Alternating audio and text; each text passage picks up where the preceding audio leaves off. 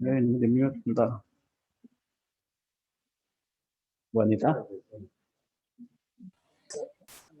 Saya dengar. Terdengar, Pak. Dengar, Pak. Kedengeran.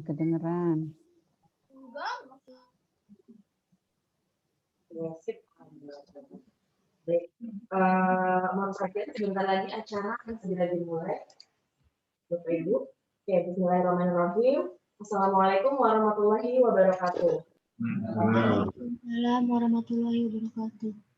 Alhamdulillahirrahmanirrahim. Assalatu wassalamu ala asrofil anbiya'i wal mursalin wa ala alihi wa ashabihi ajma'in amma ba'du.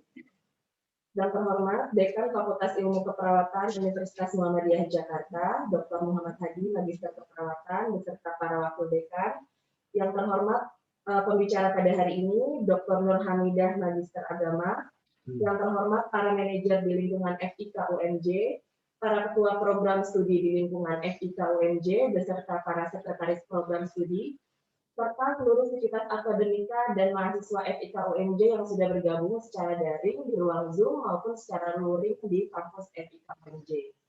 Kami ucapkan selamat datang dalam acara Tarhib Ramadan yang diselenggarakan oleh FIK UMJ dengan tema Semangat Kebersamaan dalam Mempersiapkan Ibadah di Bulan Suci Ramadan, sekaligus syukuran atas kelulusan studi doktoral dosen FIK UMJ. Puji syukur kita panjatkan kehadirat Ilahi Robbi karena sampai hari ini kita masih diberi nikmat sehat untuk dapat bersilaturahmi walaupun secara virtual dalam melaksanakan kegiatan Tarhib Ramadan pada hari ini Senin 12 April 2021, serta syukur akan nikmat yang Allah Ta'ala berikan karena kita dapat kembali bertemu dengan bulan suci Ramadan yang insya Allah akan berlangsung besok. Adapun Tarhib Ramadan ini sekaligus menjadi kegiatan pembuka dari seluruh rangkaian kegiatan di bulan Ramadan dan Idul Fitri 1442 Hijriah di FIK UMJ. Untuk kelancaran acara pada hari ini, mari kita buka kegiatan dengan bersama-sama membaca basmalah. Adapun rangkaian acara pada hari ini adalah tilawah Al-Quran dan sari tilawah, lalu sambutan Dekan FIK UMJ, disambung dengan ucapan syukur dari salah satu dosen FIK UMJ, ceramah dari narasumber yang akan hadir di ruang Zoom, yang mana nanti akan ada sesi diskusi, lalu kita tutup dengan doa bersama. Baik, pembacaan tilawah Al-Quran Surah Al-Baqarah ayat 183 dan Surat Al-Isra ayat 78-79 oleh mahasiswa dan mahasiswi FIK UMJ sekaligus anggota KKN kepada Arif Ramadan dan Asnah Aliana, waktu dan tempat dipersilakan.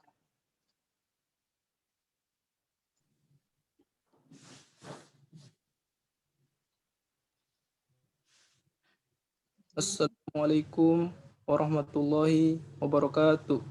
Waalaikumsalam warahmatullahi wabarakatuh. A'udzu billahi minasy syaithanir rajim. Bismillahirrahmanirrahim. Ya ayyuhalladzina amanu kutiba alaikumus syiyam.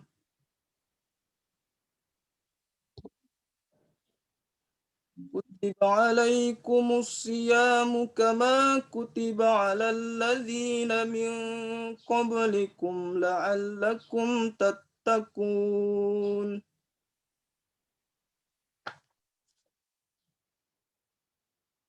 Bismillahirrahmanirrahim. Aqimis salata liduluki syamsi ila wasaqil laili wa qur'anal fajr.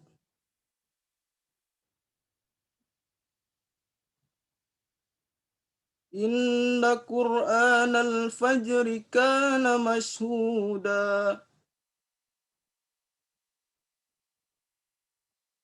Wa minal laili fatahajjad bihi nafilatan lak.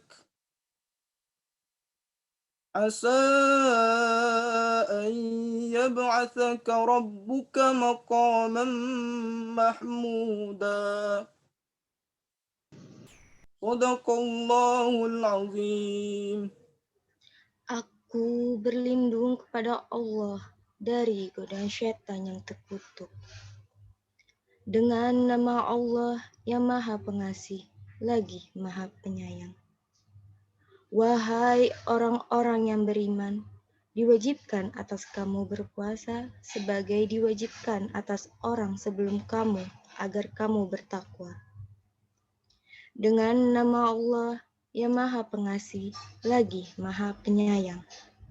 Laksanakanlah sholat sejak matahari tergelincir sampai gelapnya malam, dan laksanakan pula sholat subuh. Sungguh, sholat subuh itu disaksikan oleh malaikat. Dan pada sebagian malam, lakukanlah sholat tahajud sebagai suatu ibadah. Lanjut, tambahan bagimu, mudah-mudahan Tuhanmu mengangkatmu ke tempat yang terpuji. Maha benar Allah dengan segala firman-Nya. Wassalamualaikum warahmatullahi wabarakatuh. Waalaikumsalam warahmatullahi wabarakatuh. Baik, selanjutnya adalah sambutan dari salah satu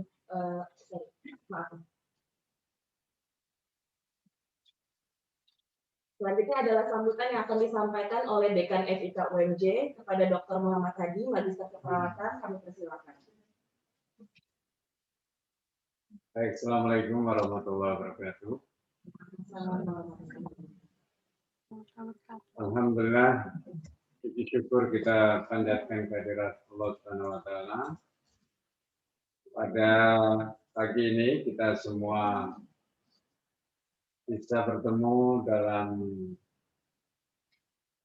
Zoom meeting untuk kegiatan Tahlil Ramadan 1442 Hijriah, dan juga sekaligus kita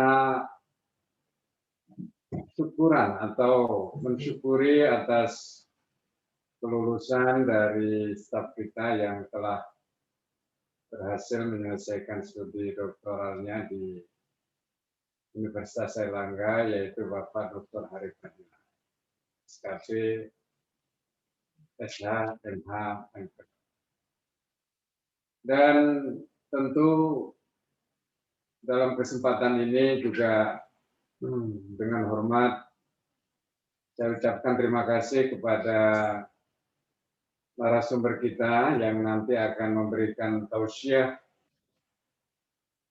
memberikan ilmu kepada kita semua, yaitu Ibu Dr. Nur Hamidah, LC, MAG, yang akan menyampaikan ceramahnya terkait dengan semangat kebersamaan dalam mempersiapkan ibadah di bulan suci Ramadan. Dan juga kepada seluruh dosen, para pimpinan, para mahasiswa, seluruh sivitas akademika, juga staf pendik yang ikut dalam kegiatan Tahlil pada pagi ini. Dalam situasi yang pandemik yang masih ada sekarang ini, kita kembali dipertemukan oleh Allah Subhanahu wa Ta'ala untuk menjalankan ibadah Ramadan. Ini adalah bulan yang paling ditunggu-tunggu oleh sebagian besar umat Islam, dan juga bahwa di tengah-tengah kita sedang menghadapi pandemi ini, salah satu dosen kita, yaitu Bapak Nana Sukriyatna, saat ini sedang berjuang untuk melawan penyakitnya, yaitu terkena COVID-19 yang saat ini masih dirawat di Rumah Sakit Persahabatan. Tentu menjelang bulan suci Ramadan ini dan selama bulan suci Ramadan ini, mari kita sama-sama mendoakan beliau. Mudah-mudahan selalu diberikan, segera diberikan pemulihan kesehatannya dan kembali seperti sedia kala untuk bertugas mengabdikan dirinya di lingkungan Fakultas Ilmu Keperawatan ini, dan juga memberikan yang terbaik sebagai amal ibadahnya. Tentu ini adalah harapan kita semua dan yang ada semua dalam lingkungan keluarga besar Universitas Muhammadiyah Jakarta, terutama Fakultas Ilmu Keperawatan ini semua diberikan perlindungan oleh Allah Subhanahu wa taala. Sehingga kita semua sehat dan bisa memajukan fakultas ini dengan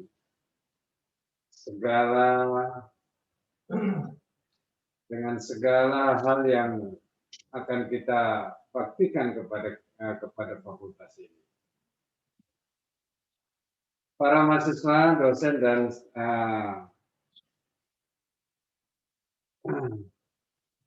para mahasiswa dan seluruh sivitas akademika, bahwa saat ini walaupun kita sedang berada dalam krisis pandemi ini, alhamdulillah proses pembelajaran berjalan lancar, walaupun tidak seperti yang kita harapkan, bahwa kita memprediksi sekitar akhir tahun 2020 pandemi ini akan berakhir, tapi ternyata sampai hari ini kita belum bisa memprediksi secara pasti kapan akan segera berakhir. Dan juga perlu saya informasikan juga kepada seluruh sivitas akademika bahwa sebentar lagi juga akan terjadi pergantian pimpinan fakultas karena memang masa tugas saya akan segera berakhir sekitar tanggal 23 bulan April, dan sesuai dengan tata kelola organisasi di Universitas Muhammadiyah Jakarta akan terjadi regenerasi kepemimpinan di lingkungan fakultas, dan juga saat ini berlangsung juga regenerasi di lingkungan Universitas Muhammadiyah. Tentu semua ini adalah agar menjadi PIP dan UMJ ini agar menjadi organisasi yang sehat, dinamis, dan terus berkembang, karena pada dasarnya organisasi memang harus ada pembaruan. Oleh karena itu, saya mengharapkan kepada seluruh mahasiswa untuk tetap mengikuti pembelajaran dengan sebaik-baiknya, sesuai dengan kaidah yang ada, dan terus meningkatkan prestasi di tengah pandemi kita, di tengah situasi pandemi, untuk belajar dengan sungguh-sungguh, apalagi selama bulan suci Ramadan kita nanti akan ada ujian tengah semester yang diperkirakan tanggal 19 akan dimulai, berarti minggu depan. Sudah mulai ujian tengah semester. Mudah-mudahan dengan bulan suci Ramadan ini makin konsentrasi belajar dan mengerjakan soal-soal, sehingga capaian pembelajaran yang kita harapkan terwujud. Juga kita doakan kepada senior-senior Anda yang sudah lulus untuk pendidikan profesi, sekitar bulan Mei, kakak-kakak kelas Anda yang sudah menyelesaikan pendidikan akan mengikuti uji kompetensi. Mudah-mudahan dengan kegiatan tersebut, di bulan suci Ramadan terutama semua bisa berjalan dengan baik. Tidak ada hambatan, justru dengan bulan suci ini kita bisa lebih konsentrasi bekerja dan melaksanakan tugas, dan juga untuk saudara-saudara, para mahasiswa bisa belajar dengan sebaik-baiknya. Wabil khusus ini buat Pak Harif. Pak Harif ini mungkin saudara-saudara sudah mengenal sebagai dosen di UMJ sekaligus sebagai Ketua Umum PCNI. Alhamdulillah dalam beberapa waktu yang lalu telah menyelesaikan pendidikan di S3, dan saat ini, hari ini kita akan mengucapkan syukur. Sebenarnya syukur sudah dilakukan beberapa saat setelah yudisium, ya, tapi secara formal sebagai kelembagaan kita adakan acara hari ini. Ini adalah tradisi baik di lingkungan Fakultas Ilmu Keperawatan. Setiap ada staf yang telah menyelesaikan pendidikan selalu kita adakan acara ucap syukur kepada Allah Subhanahu wa taala bahwa yang pertama kepada yang bersangkutan telah menyelesaikan pendidikan dengan baik. Yang kedua bagi lembaga adalah pendidikan S3 merupakan aset yang sangat penting, terutama untuk meningkatkan kemajuan dan juga kualitas dari fakultas ini.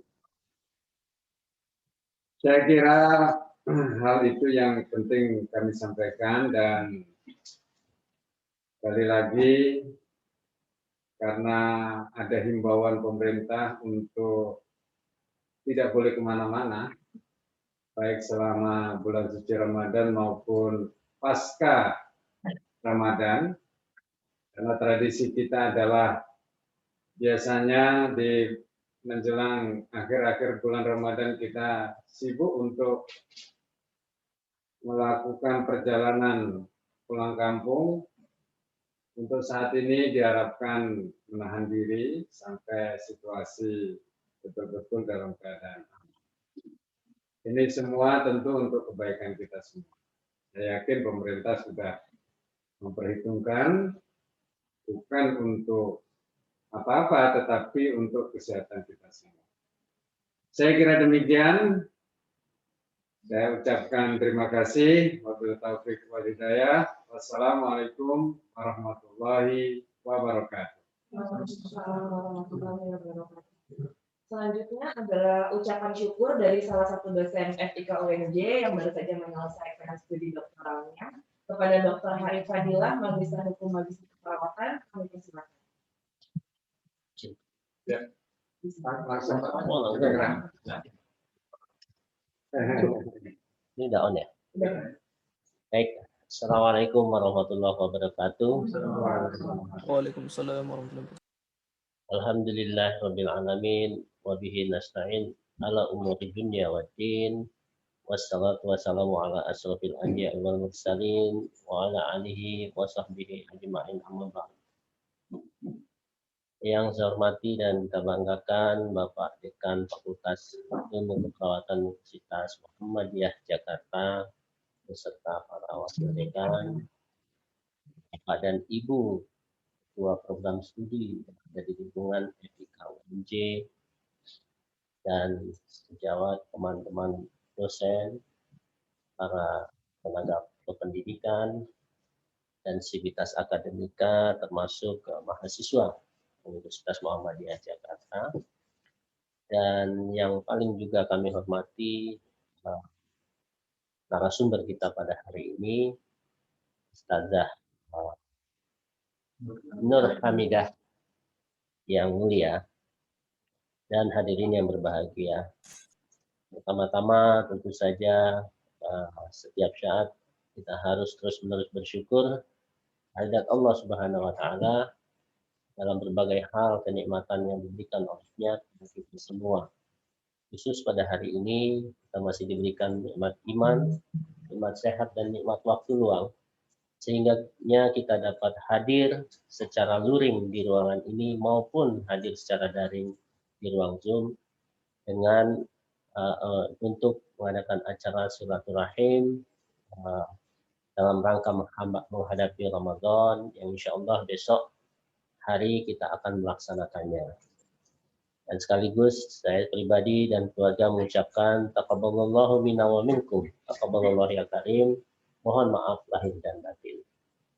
Yang kedua, ada pula disisipkan acara adalah syukuran atas keberhasilan khususnya saya menempuh program studi doktoral keperawatan di Universitas Airlangga sebagai bagian tugas dari Fakultas Ilmu Keperawatan Universitas Muhammadiyah. Bapak Dekan dan hadirin yang berbahagia, saya ingin sampaikan ucapan terima kasih atas segala dukungan, support material maupun non material kepada saya dalam rangka melaksanakan tugas belajar menempuh pendidikan lanjutan strata 3 di Universitas Airlangga. Sehingganya tidak begitu menemui hambatan yang luar biasa, dan alhamdulillah Pak Hadi, saya laporkan dalam kesempatan ini saya sebenarnya lulusan kedua dari angkatan pertama, karena beda 1 minggu dengan yang pertama itu ujiannya. Nah, waktu itu mau bersamaan, tapi saya ada tugas nasional PPNI, saya minta mundur 1 minggu waktu itu. Alhamdulillah waktu tempuh atau masa studi yang ditempuh yaitu 2 tahun 5 bulan. Jadi 2,5 tahun kurang 1 bulan. Jadi kalau mau dibilang surprise juga Pak Hadi, jadi saya juga tidak menyangka bisa seperti itu. Tetapi capaian ini tentu ingin juga kami tularkan kepada kita semua sebagai bentuk rasa syukur. Rasa syukur itu kalau menurut Pak Haji Satiri, Ustadz kita di sebelah, mengatakan syukur itu yang pertama harus bergembira, karena kita harus berhusnudzon kepada Allah Subhanahu wa taala yang telah memberikan nikmat pada kita. Yang kedua, syukur itu juga harus diimplementasikan hal-hal yang positif. Termasuk capaian ini tentu harus diinformasikan dan implementasikan ilmunya kepada yang seharusnya dilakukan. Yang ketiga, rasa syukur itu juga adalah dimensinya adalah memberitahukan kepada orang lain di sekitarnya tentang kebaikan-kebaikan itu dengan harapan dapat mengikutinya. Saya kira itu 3 hal yang mungkin dalam hal ini rasa syukur yang saya dapatkan ini bisa juga memberikan semangat buat kita semua. Juga kepada saya sendiri untuk bisa melaksanakan tugas-tugas berikutnya sebagai pengabdi juga di Muhammadiyah, terkhususnya di Universitas Muhammadiyah. Nah, Ibu Bapak yang saya hormati, mungkin kemudahan yang didapat ini karena saya angkatan pertama Pak Hadi. Angkatan pertama itu mungkin di UNER juga sedang mencari bentuk ya, dan berbagai hal sehingga apa yang dicapai ini adalah salah satu proses yang kalau boleh saya katakan ada pepatah lama kalau kita kuliah dari mulai S1 di UI itu kan keberhasilannya itu dengan catatan 1 proses harus diikuti. Jangan sampai meninggalkan 1 proses saja gitu. Tidak perlu nilai tinggi-tinggi, tetapi proses dijalankan sesuai dengan yang standar. Itu yang paling penting, teman-teman. Jadi kalau proses sudah tidak dilewati, maka itu akan menjadi hambatan berikutnya. Dan kedua, memang saya karena proses harus diikuti, jadi walaupun jauh di Surabaya sana, tetap kita terus ikuti. Walaupun kesulitan di sana-sini tentu kita hadapi, tapi karena tadi proses itu harus diikuti, maka kita atau saya dan teman-teman tentu mengikutinya dengan baik, tanpa meninggalkan 1 tahap pun yang harus dilalui. Ini saya kira kunci utama keberhasilan. Semoga nanti ada teman-teman kita yang menyusul di kemudian hari untuk bisa menambah pasukan-pasukan, menambah daripada kekuatan daripada Universitas Muhammadiyah Jakarta umumnya dan Fakultas Ilmu Keperawatan Universitas Muhammadiyah khususnya. Ibu Bapak yang saya hormati, yang terakhir, rasa syukur ini juga saya merasa bahwa sudah bergabung kembali kepada keluarga besar Universitas Muhammadiyah. khususnya keluarga besar Muhammadiyah. Muhammadiyah. Karena sebelumnya saya menjadi perawat selama hampir 25 tahun di Rumah Sakit Islam Jakarta, Cempaka Putih. Resign karena mendapatkan tugas sebagai ketua umum. Dan tentu saya terima kasih Pak Hadi selaku dekan yang menerima saya kembali keluarga besar Universitas Muhammadiyah Jakarta ini untuk bisa mengabdi pada tugas-tugas berikutnya. Yang sesungguhnya kalau saya mau cerita sedikit, masih ada waktu dikit ya. Kayak ini menambah motivasi saya, teman-teman semua. Tahun 95 itu kan saya dikuliahkan di Universitas Indonesia dari rumah sakit. Sebenarnya saya tidak termasuk Pak Hadi, karena yang mau dikuliahkan dibiayai itu 3 orang, yang lulus seleksi 4 orang termasuk saya. Kira-kira satu itu adalah saya yang menggantung terus dari sisi pembiayaan. Nah, tetapi saya beranikan diri kepada direktur, saya ingin biaya sendiri, yang penting dapat rekomendasi saja masuk. Dan dengan singkatnya proses, alhamdulillah pada akhirnya saya diizinkan ikut seleksi, ikut tes. Biasanya 5 tes 1 lulus Pak, 6 tes 2 lulus ya. Tapi alhamdulillah 4 tes 4-4-nya lulus Pak, termasuk saya, alhamdulillah. Rumah sakit jadi bingung, bagaimana pembiayaannya? Anggarannya cuma 3. Nah, di sisi lain, upper RSIJ pada saat itu mengirim kurang lebih 3 atau 4 orang. Yang lulus cuma 1, Ibu Ciko. Kira-kira gitu ya. Nah, akhirnya pimpinan terjadi dialog. Nah, oke, kalau begitu yang lulus biaya dari UNJ waktu itu. Belum UNJ kalau nggak salah. RSIJ. Setelah lulus, tetapi semua pembiayaan dari rumah sakit dulu. Setelah lulus, kemudian saya bertanya kembali kepada direksi pada saat itu. Oh, nggak bisa, kamu yang sekolahkan saya. Jadi kamu tetap di sini.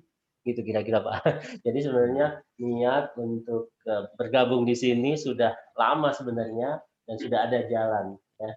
Tetapi kondisi waktu itu pergantian pimpinan rumah sakit yang akhirnya saya tetap di sana.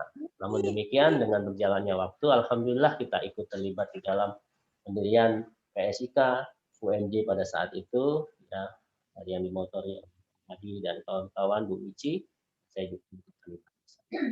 Itu saya kira sejarahnya. Oleh karena itu saya juga tidak mungkin sampai hari ini tidak bisa dipisahkan juga dari Universitas Muhammadiyah Jakarta, khususnya Fakultas Ilmu Keperawatan FIK UMJ ini. Sekali lagi saya ucapkan terima kasih kepada pimpinan fakultas, staf guru dan dosen atas dukungan yang ada, dan mudah-mudahan insya Allah saya akan dapat mengamalkan ilmu yang saya dapatkan. Dan tentu bagi teman-teman yang belum, saya kira yuk kita sama-sama tingkatkan level kita ini untuk bisa memberikan yang terbaik bagi Muhammadiyah. Assalamualaikum warahmatullahi wabarakatuh. Waalaikumsalam. Sekali lagi kami mengucapkan selamat atas kelulusan studi doktoral. Kami semoga ilmu dan gelar yang telah diraih dapat bermanfaat bagi umat, terutama dalam dunia perawatan di Indonesia.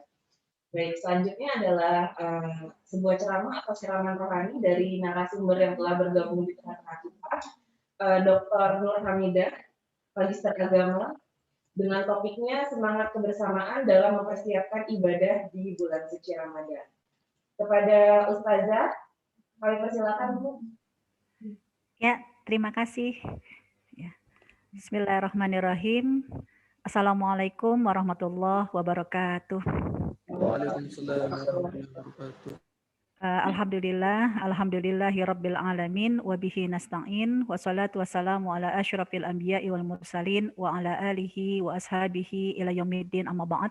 Asyhadu an la ilaha illallah wahdahu la syarikalah wa asyhadu anna Muhammadan abduhu wa rasuluhu la nabiyya ba'dah. Allahumma salli ala Muhammad wa ala ali Muhammad fil alamin innaka Hamidum Majid.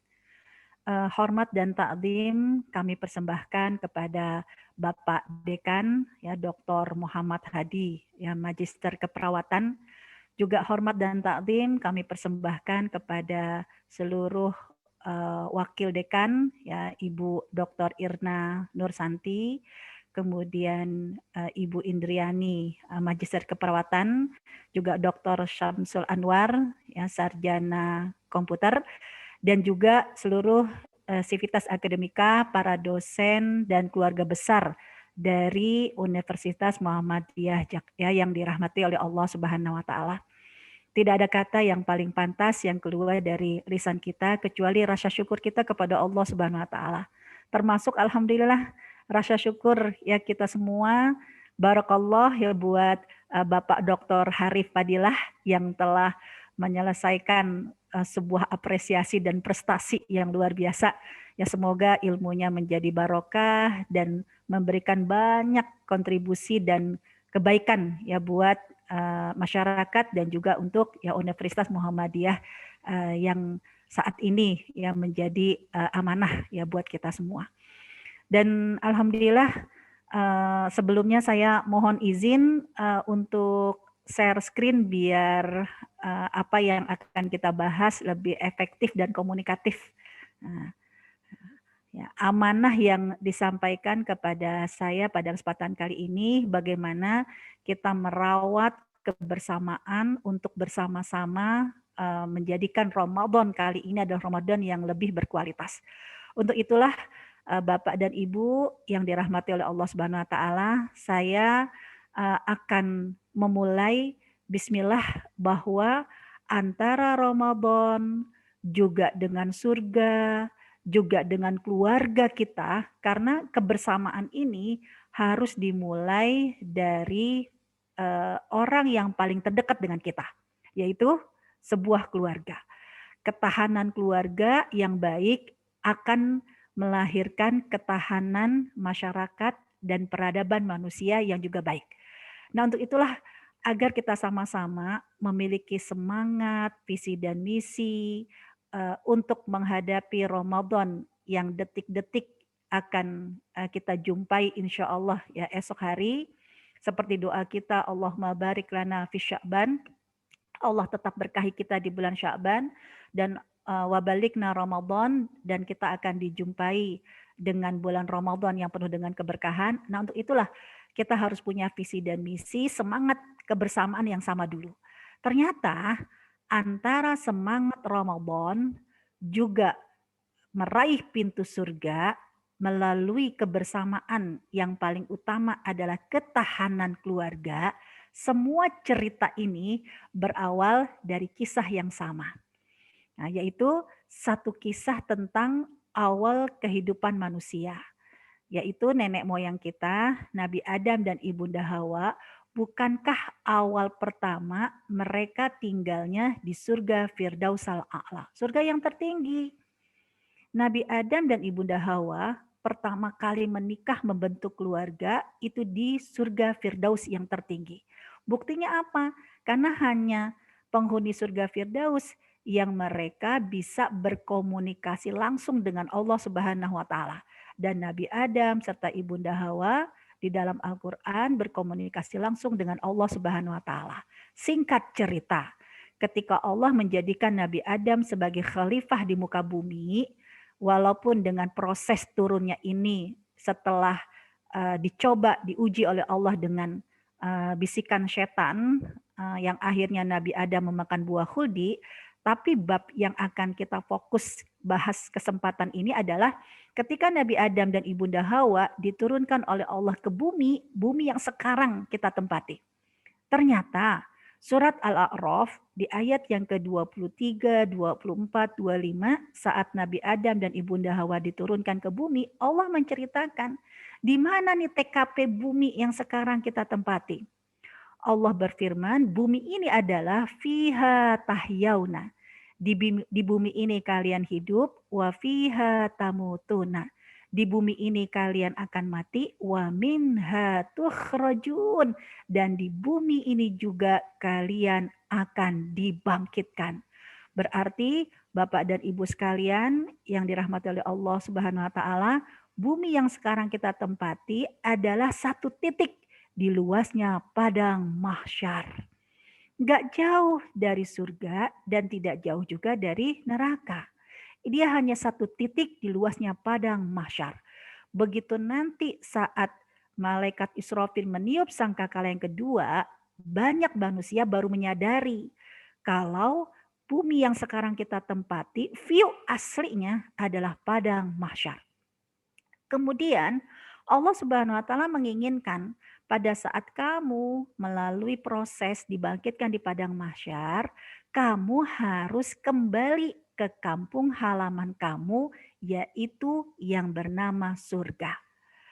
Bagaimana caranya agar manusia yang hidup di dunia ini bisa kembali ke kampung halaman di surga? Saat itulah Allah akan turunkan kitab suci sebagai petunjuk. Ternyata Bapak dan Ibu sekalian, semua kitab suci yang diturunkan oleh Allah Subhanahu wa taala dalam hadis riwayat Imam Ahmad, Sohaf Ibrahim, kemudian Taurat, kemudian Zabur dan Injil serta Al-Qur'an diturunkan semuanya di bulan Ramadan. Berarti kenapa Allah Subhanahu wa taala menyuruh kita bulan Ramadan adalah bulan pendidikan, bulan pengorbanan, bulan kompetisi. Karena manusia diminta oleh Allah untuk ingat pada saat kamu diturunkan ke bumi, Allah turunkan petunjuk buat kamu yaitu kitab suci. Kalau kita adalah Al-Qur'an, jadikan Al-Qur'an sebagai pegangan hidup kamu. Agar Al-Quran sebagai Google Map yang akan menuntun kita untuk kembali ke kampung halaman kita, yaitu di surga. Namun Al-Quran menceritakan Bapak dan Ibu sekalian, pada saat manusia menuju ke surga, ya ternyata ketika mereka ingin masuk ke lobi surga, surga yang paling dasar dulu, pintu surga yang paling dasar tidak terbuka. Kecuali mereka yang sudah menemukan pasangannya. Pintu surga hanya terbuka bagi orang-orang yang sudah bersama dengan pasangannya, suami dan istri. Jadi pintu surga tidak terbuka bagi para jombloan dan jomblowati. Untuk itulah kenapa kebersamaan harus dimulai dari keluarga. Dan ketika Allah Subhanahu wa taala ingin memasukkan para orang-orang yang solih dan solihah masuk ke dalam surga bersama dengan pasangan, mau tidak mau mereka harus bertemu dengan pasangannya dulu ya di akhirat. Gimana caranya? Akhirat ini alam pertanggungjawaban, alam akibat. Pasti sebab dan akibatnya dengan apa yang mereka lakukan di bumi. Lalu Allah menceritakan kenapa harus ketemu dulu dengan pasangannya. Dalam surat Az-Zukhruf, surat 43 ayat ke-70, Allah yang menyebutkan kalau pintu surga hanya terbuka untuk para pasangan suami dan istri. Allah berfirman, A'udzubillahi minasyaitonirrajim, udkhulul jannata antum. Hai orang-orang beriman, masuklah kalian ke surga, tapi nggak boleh sendirian. Wa azwajukum, bersama dengan pasangan kamu, suami-suami dengan istri-istrinya. Barun, kalian akan digembirakan. Untuk itu, mau tidak mau di akhirat kita harus mendapatkan hadiah bertemu dengan pasangan. Gimana caranya bertemu dengan pasangan?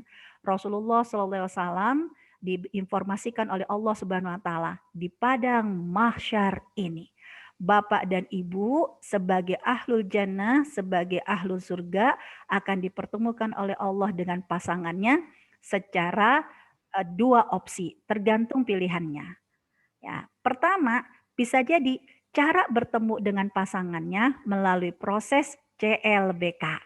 Apa itu CLBK? Cinta lama bersemi kembali. Siapa yang akan dipertemukan ya oleh Allah, bapak-bapak dan ibu-ibu dengan cara CLBK?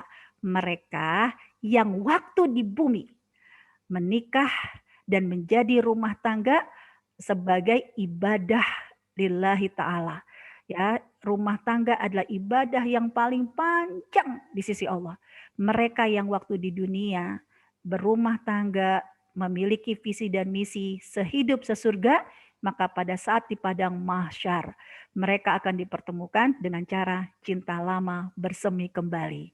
Itulah yang disebutkan oleh Allah Subhanahu wa taala oleh Rasulullah SAW dalam sebuah hadisnya. Ya, yaitu ya ketika Allah berfirman ya dalam hadis qudsinya Rasulullah SAW ya dengan firman-Nya Allah, ainal mutahabbuna fi jalali, Mana orang-orang yang dulu saling mencintai karena aku. Begitu Allah sudah mengatakan demikian, adilluhum, ayo semuanya ngumpul. Udah deh, bapak-bapak, ibu-ibu yang dulu menikah, menjadi pasangan, yang berniat untuk ibadah karena Allah, sehidup dan sesurga, langsung ketemu. Ya, dengan mudahnya, ya dengan panggilan masing-masing. Yang manggilnya papa, yang manggilnya bunda, yang manggilnya ibu, yang manggilnya mama, semua akan dipertemukan oleh Allah Subhanahu wa taala untuk masuk ke dalam surga, ketemu dulu dengan pasangannya. Tapi ada juga di antara orang-orang solih dan solihah, waktu mereka tinggal di bumi menjadi suami istri, tapi maaf, mereka menjadi korban-korban kezaliman pasangannya. Ada yang bercerai, ada yang diceraikan. Pasti yang namanya perceraian, ada pelaku, ada korban. Kita nggak akan diskusi dengan para korban. Baik suami yang menceraikan atau istri yang menggugat cerai, pasti Allah Maha Adil, ada pelaku, ada korban. Kita sekali lagi nggak membicarakan tentang pelaku, karena pelaku akan diminta pertanggungjawaban. Nggak selesai di dunia, ngeri. Jembatan As-Sirat itu akan membuat para pelaku-pelaku kezaliman yang tidak amanah terhadap keluarganya ini akan digantung di satu tempat yang bernama Al-A'raf, ya, tiang gantungan di mana mereka digantung karena jembatan As-Sirat dijaga oleh dua amal. Pertama, amal amanah. Mereka yang tidak amanah, suami yang tidak amanah dengan istrinya, istri yang tidak amanah dengan suaminya, anak-anak yang tidak bakti kepada orang tuanya, orang tua yang tidak tidak melakukan kewajiban kepada anak-anaknya. Maka pahala amanah bisa jadi akan membuat orang tersebut ya ditarik kakinya dan digantung di tiang Al-A'raf. Biasanya nih kalau tidak amanah akan memutuskan silaturahim karena jembatan As-Sirat dalam hadis riwayat Muslim dijaga yang kedua dengan amal silaturahim. Siapa yang memutuskan silaturahim dia akan digantung di jembatan As-Sirat yaitu di tiang Al-A'raf. Kita nggak bahas itu, tapi kita akan bahas orang-orang yang bisa jadi para suami yang terzolimi oleh istrinya karena si istri tergoda dengan laki-laki lain yang akhirnya berselingkuh, lalu akhirnya bercerai dan diceraikan. Atau seorang istri-istri yang solihah yang akhirnya terzolimi oleh suaminya gara-gara suaminya tergoda dengan para pelakor-pelakor. Jangan takut. Asalkan mereka tetap dengan kesolihannya, tetap dengan kesabarannya, maka pada saat di padang mahsyar, para korban-korban yang memang solih akan masuk ke dalam surga, enggak akan dibiarkan menjadi jombloan dan jomblowati. Enggak akan dibiarkan. Mereka seperti jatuh lalu ketiban tangga. Di padang mahsyar ini mereka akan dipertemukan jodohnya oleh Allah Subhanahu wa taala dengan cara apa? Dengan cara cinlok, cinta lokasi. Di padang mahsyar ini kita bertemu. Seperti apa proses cinta lokasinya? Rasulullah SAW dalam hadits qudsi menyebutkan dengan firman-Nya Allah ketika Allah menyebutkan 7 golongan yang nanti akan mendapatkan naungan di sisi Allah yang tidak ada naungan pada saat itu. Imam yang adil, orang yang bersedekah dengan tangan kanan, tangan kirinya nggak tahu, yang menghindari dari zina, yang menangis karena takut kepada Allah. 7 golongan ini akan diberikan kesempatan oleh Allah untuk bertemu. Disitulah proses ta'arufan, saling mengenal, yang akhirnya terjadi cinta lokasi. Dan Rasulullah SAW dalam hadisnya sudah menyebutkan salah satu dari bukti cinta lokasi, yaitu siapa? Istri dari Fir'aun. Dalam surat At-Tahrim, Ibunda Asiyah walaupun disiksa oleh Fir'aun, lalu dia meninggal, surat At-Tahrim Allah menyebutkan Ibunda Asiyah sampai wafat tetap berstatus nyonya Fir'aun. Daraballahu matala lilladzina amanu imra'ata Fir'aun. Tetap sebagai status nyonya Fir'aun. Artinya dia tidak menggugat cerai, dia tetap bertahan untuk mengajak suaminya mendapatkan hidayah, memeluk agamanya Nabi Musa alaihissalam. Tapi begitu Ibunda Asiyah direnggut nyawanya oleh Fir'aun dengan kematian, apakah kemudian Ibunda Asiyah ketika akan masuk ke dalam surga akan dipertemukan dengan Fir'aun? Tidak. Karena Ibunda Asia sudah minta kepada Allah, Rabbib nili indaka baitan fil jannah. Ya Allah, bangunkan untukku rumah di surga, tapi aku nggak mau lagi ketemu sama Fir'aun. Nanti kalau Ibunda Asia masuk ke dalam surga, nggak bisa Fir'aun akan mengatakan, Asia istriku. Enggak, lo lagi. Ya, Ibunda Asia tidak mau ketemu sama Fir'aun. Tapi dia tidak dibiarkan untuk menjadi jomblowati. Gimana caranya Ibunda Asia untuk masuk ke dalam surga, sedangkan surga tertutup bagi para jomblo dan jomblowati. Disitulah akhirnya Ibunda Asia dalam hadisnya Rasulullah SAW akan dipertemukan cinta lokasinya dengan Rasulullah SAW. Dia menjadi salah satu dari istrinya Rasulullah SAW di surga. Artinya berarti setiap kita para bapak-bapak dan ibu-ibu di bulan Ramadan ada bulan pendidikan, bulan pengorbanan, bulan kompetisi. Turunnya kitab suci mengajarkan kita kalau meraih surga di bulan Ramadan, kamu tidak bisa egois hanya memikirkan diri sendiri. Pilot proyek kamu meraih kesuksesan harus bersama, minimal dimulai dengan ketahanan keluarga. Bersama dengan suami dan istri harus saling menguatkan untuk siap-siap berjuang bersama-sama meraih keistimewaan di bulan Ramadan.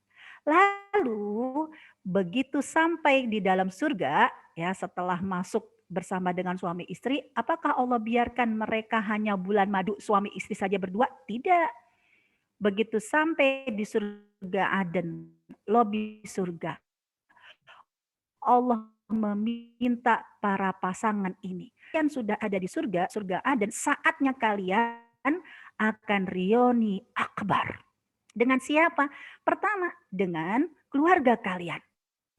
Di mana dalam surat Ar-Ra'd, surat 13, di ayat yang ke-23, 24, 25, Allah memberikan kesempatan suami istri yang sudah masuk ke dalam surga, saatnya kamu melis masuki oleh orang-orang yang soleh. Dari siapa? Kita akan list min abaihim, bapak-bapak kita. Kita akan cari bapak-bapak kita.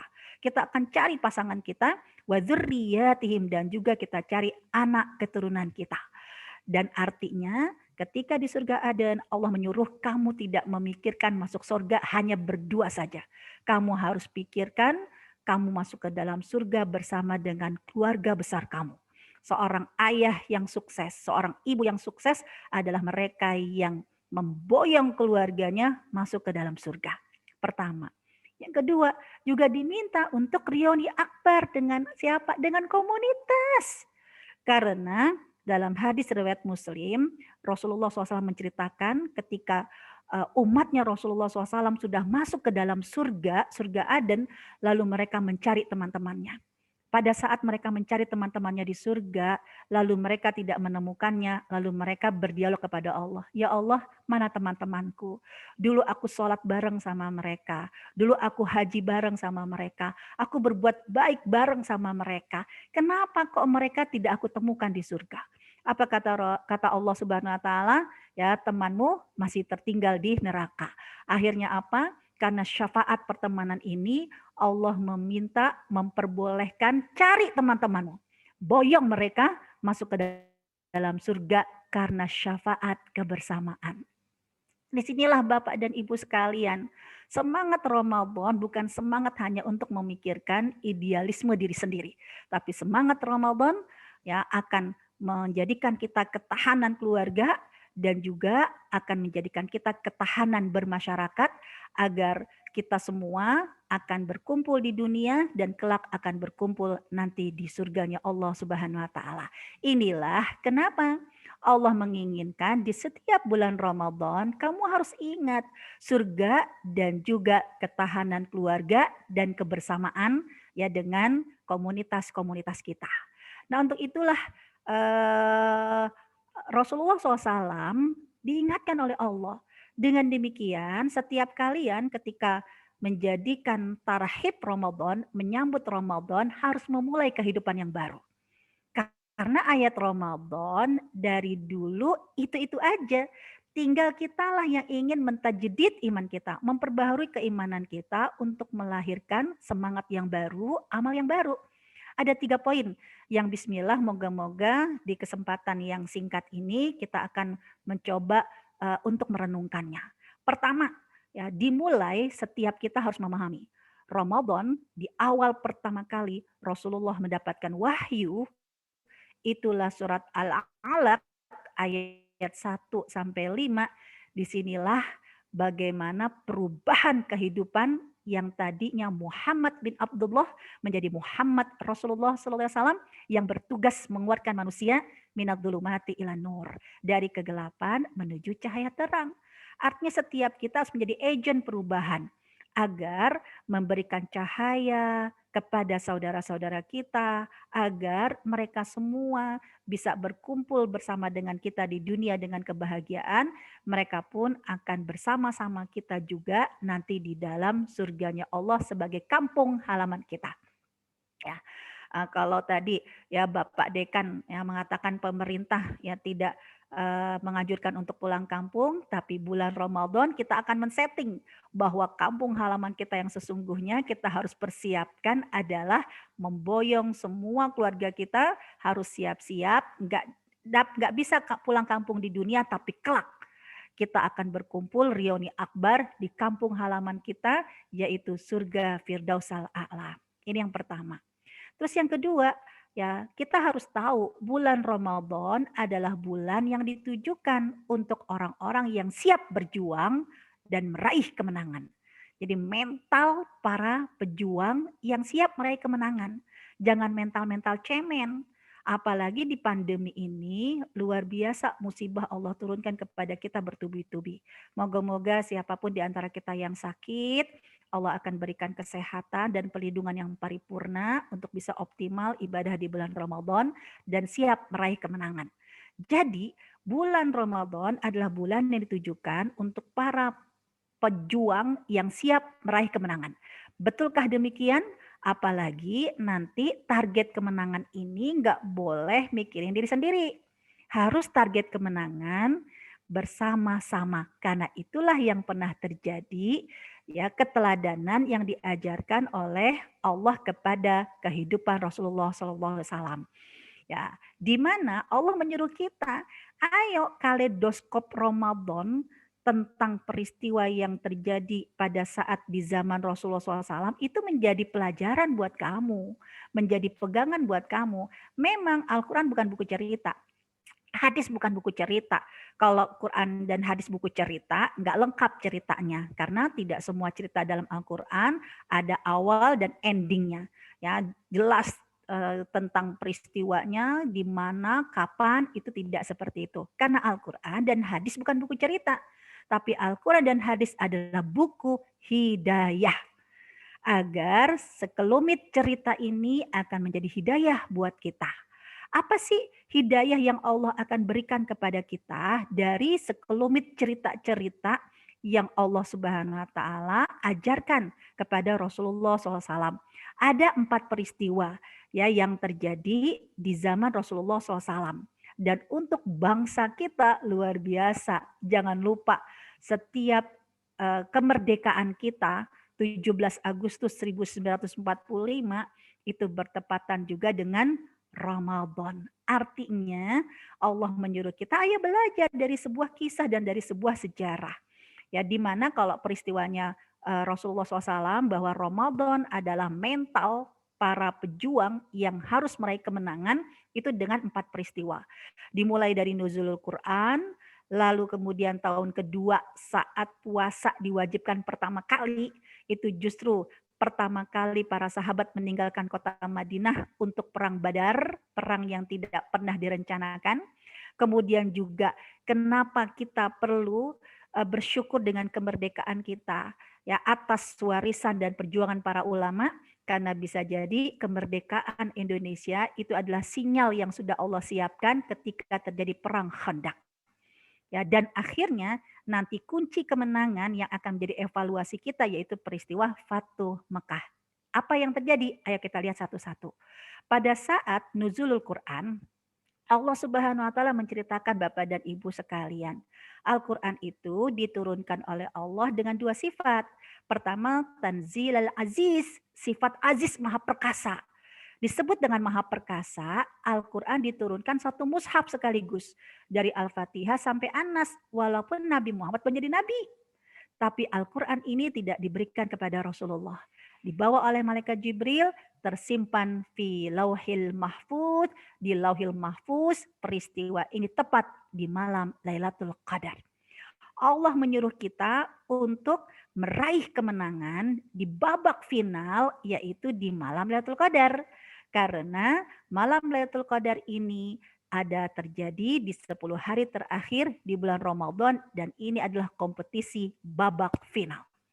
Sedangkan dengan sifat Allah Tanzilal Aziz dan Ar-Rahim, Maha Penyayang, Al-Quran yang satu mushaf sudah ada di Lauhil Mahfuz, nggak langsung diturunkan kepada Nabi Muhammad, tapi berproses bertahap. Tahap kali pertama tepat di tanggal 17 Ramadan, dibawa oleh malaikat Jibril, disampaikan kepada Nabi Muhammad surat Al-Alaq ayat 1-5. Sejak saat itulah kehidupan Rasulullah berubah.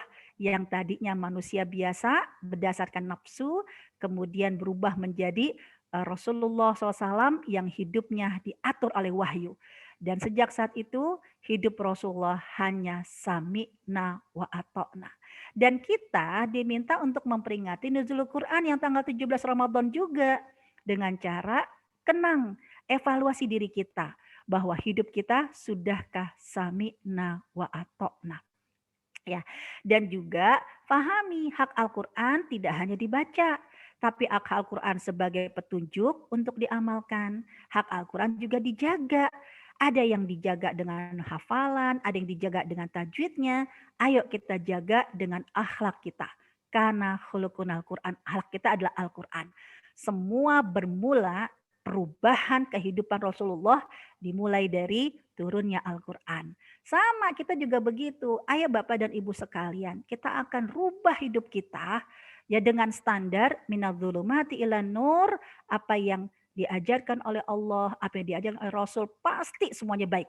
Dan kita hanya perlu mensiapkan diri kita dengan sami'na wa ata'na. Terus yang kedua, ya perang Badar. Ini kan perang yang tidak pernah nawaitu Rasulullah SAW untuk berperang. Diawali hanya niat untuk mencegat pasukan dari kafilahnya Abu Sofyan.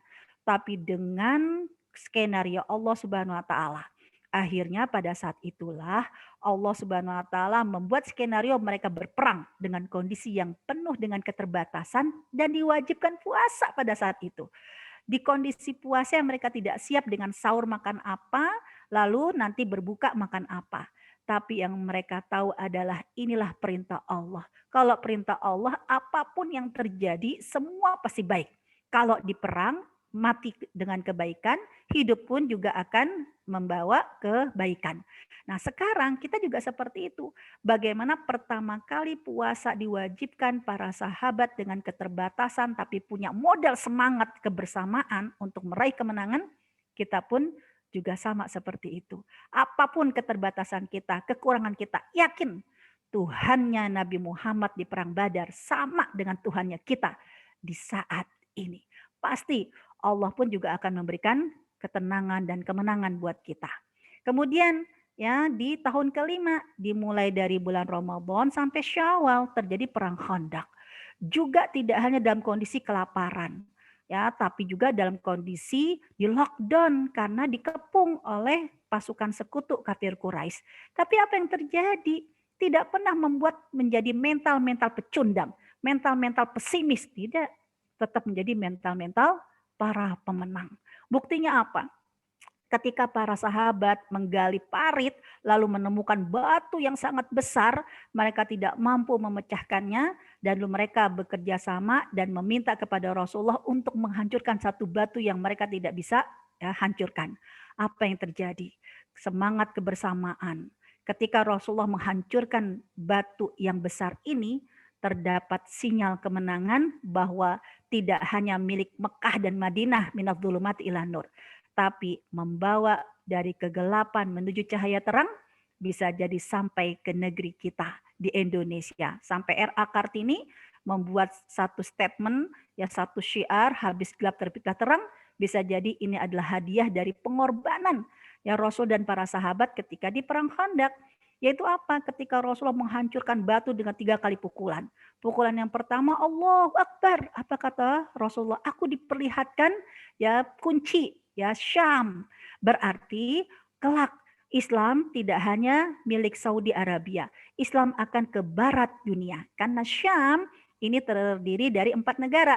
Syria, Yordan, Lebanon yang nanti akan menjadi gerbang menuju Roma Timur.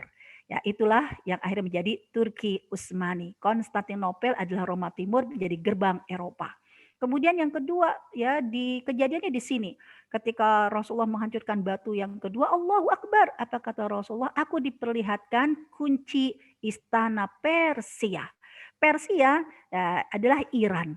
Kelak Islam akan memasuki timur dunia. Karena dari Persia, dari Irak, Iran, Pakistan, India, sampai ke Indonesia, Asia Tenggara.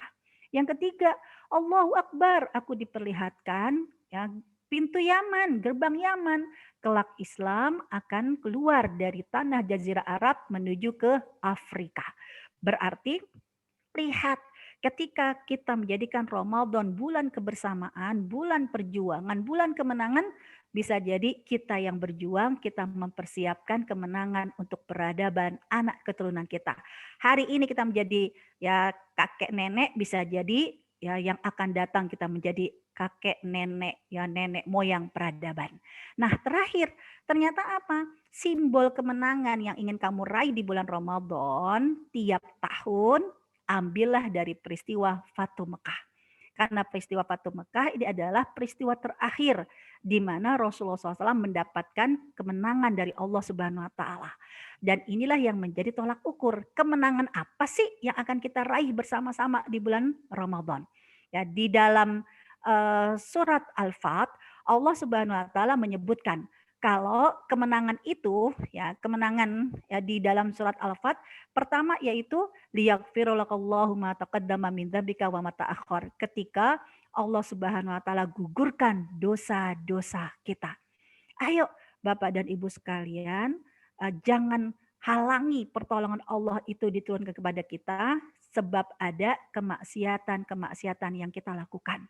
Untuk itu, seperti halnya dulu puncak kemaksiatan adalah berhala dihancurkan oleh Allah Subhanahu wa taala pada saat peristiwa Fatu Mekah, kita pun juga begitu. Kemaksiatan-kemaksiatan yang ada dalam diri kita akan luncuti semua. Apalagi bulan Ramadan, bulan ampunan. Apa kata Rasulullah? Celaka orang yang datang dan pergi Ramadan, tapi kok bisa-bisanya dosanya tidak terampuni. Untuk itu, budaya saling memaafkan adalah budaya yang baik untuk menjadikan kita tidak ada penghalang kemenangan itu diberikan kepada kita. Juga ya tugas kita tidak hanya memikirkan diri kita sendiri. Seperti Rasulullah SAW setelah Fatu Mekah, bagaimana mengantarkan kemenangan ini, mengantarkan kebaikan ini, itu untuk rahmatan lil alamin, maka setiap bulan Ramadan pribadi kita juga harus menjadi pribadi rahmatan lil alamin. Seperti apa? Lihat aja Bapak dan Ibu sekalian. Kalau sebagai rahmatan lil alamin, sebagai tanda-tanda kekuasaan Allah, berarti pada saat kita berkomunikasi dengan orang-orang merasa nyaman dengan kita. Mereka akan menjadikan kita sebagai tanda-tanda kekuasaan Allah. Bisa jadi alhamdulillah, masya Allah. Tapi kalau saat kita berinteraksi ternyata orang-orang justru nggak nyaman. Malah mereka yang mengucapkan astagfirullah kayak begitu banget. Berarti ada yang nggak beres dengan kita. Ada yang tidak rahmatan lil alamin dalam diri kita. Kita menodai rahmatan lil alamin yang diminta oleh Allah Subhanahu wa taala. Apalagi naudzubillah min dzalik. Ada orang yang ketika berinteraksi sama kita malah bilang, "Ih, amit-amit deh naudzubillah cabang bayi deh, ya enggak bagus banget kayak begitu." Berarti ada yang salah dari kita. Nah, disinilah Allah menginginkan seperti dulu Fatu Mekah, Allah gugurkan dosa-dosa kamu dan Allah menjadikan kamu rahmatan lil alamin sehingga orang-orang merasa nyaman, ya sama-sama berbuat baik dengan kita, sama-sama punya visi dan misi yang baik dengan kita. Berarti alhamdulillah kita tidak menodai kemenangan yang diinginkan oleh Allah ketika di peristiwa Fatu Mekah. Apalagi Bapak dan Ibu sekalian, jangan lupa bangsa kita adalah bangsa yang mendapatkan kemerdekaan dari perjuangan dan kesolihan para ulama. Untuk itu, pribadi seorang muslim, pribadi orang-orang yang peduli dengan lingkungan, itulah pribadi yang diwarisi oleh para ulama kita ketika mereka menghadiahkan kepada kita kemerdekaan. Tanggal 17 itu sengaja dipilih ya oleh para pahlawan-pahlawan bangsa kita karena tanggal 17 adalah pas nuzulul Al-Quran dan 17 adalah jumlah rakaat yang dilakukan oleh para pahlawan-pahlawan bangsa kita dengan sholat 5 waktu. Nah, untuk itulah ayo berarti ibadah-ibadah yang kita lakukan adalah tidak sekedar sebuah ibadah. Mari sama-sama kita menjadikan ibadah-ibadah ini untuk meraih kemenangan. Dan kemenangannya beda-beda. Kalau sholat ya meraih kemenangan yaitu agar kita semua berdoa menjadi penghuni surga Firdaus. Sebab dalam surat Al-Mu'minun mental bagi orang yang sholat diminta oleh Allah adalah alladzina yarithunal firdausa hum fiha khalidun. Ya sebagai pewaris surga Firdaus. Berarti apa? Ketika kita meminta kepada Allah sebagai penghuni surga Firdaus, ini salah satu ciri bahwa kita dilayakkan oleh Allah, dimudahkan oleh Allah untuk beramal seperti penghuni surga Firdaus. Juga diantaranya lagi misalnya zikir. Zikir ini diminta oleh Allah Subhanahu wa taala adalah agar tatmainal qulub, agar hati kita menjadi tenang.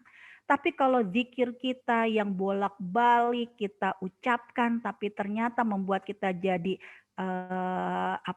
bolak-balik membuat kita jadi nggak tenang, menjadi galau. Ya Allah kurang apa ya, saya udah baca ini, baca itu, zikir ini, zikir itu, kok masih kayak begini? Kalau kita belum meraih ketenangan, berarti zikir kita belum mencapai kemenangan. Untuk itulah Bapak dan Ibu sekalian, ayo ya hal-hal yang perlu kita lakukan tidak hanya bersama kita, tapi juga bersama keluarga kita dan juga komunitas kita. Karena semua kemenangan-kemenangan itu dilakukan tidak sendirian, semua bersama-sama. Ayo perbaiki sholat kita dan keluarga kita. Di mana ya sholat kita akan menjadi energi menahan diri kita dari perbuatan fahsya yang tidak disukai oleh Allah dan perbuatan munkar yang tidak disukai oleh manusia. Orang yang berpribadi sholat dengan baik berarti dia punya kepribadian rahmatan lil alamin. Ayo kita perbaiki saum kita. Ya karena saum ini bagian dari tujuannya la'allakum tattaqun, agar kalian bertakwa. Apa itu takwa? Takwa itu adalah tidak egois. Karena takwa ku anfusakum wa ahlikum naro. Jaga dirimu dan keluargamu dari api neraka. Orang yang saumnya benar, dia tidak akan pernah egois. Dia akan memikirkan tidak hanya dirinya, tapi juga keluarganya, semua jangan sampai ada yang jatuh ke dalam api neraka. Perbanyak zikir. Karena zikir ini yang membedakan antara mayat hidup ataupun manusia yang hidup. Ya, seperti mayat dan orang yang hidup. Perbanyak zikir agar kita tenang, karena ketenangan inilah yang akan membuat kita yakin Allah tidak akan pernah meninggalkan kita. Allah akan selalu membersamai kita dalam suka dan duka. Ya, akrabkan dengan Al-Quran. Gak hanya dengan tadarus, tapi juga jangan lupa Al-Quran ini ada Google Map, petunjuk. Berarti gimana caranya? Kita punya agenda bersama-sama ya untuk membaca terjemahan secara tematik. Oh, pengen tahu tentang sabar, kumpulkan ayat-ayat sabar, tentang syukur, tentang kesehatan, ya semua kumpulkan.